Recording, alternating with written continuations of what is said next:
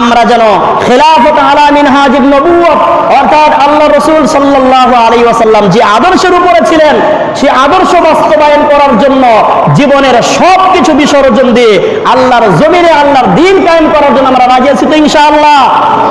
আল্লাহর জমিনে আল্লাহর দ্বীন কায়েম যতদিন না পর্যন্ত হবে এর আগ পর্যন্ত ব্যক্তিগত জীবনে, পারিবারিক জীবনে, রাষ্ট্রীয় জীবনে শান্তি আসবে না, আসবে না, আসবে না।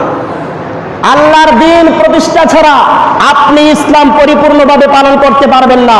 শুধু ব্যক্তিগতভাবে নামাজ, রোজা, হজ, যাকাত আদায় করলেই ইসলাম পালন হয়ে যায় না।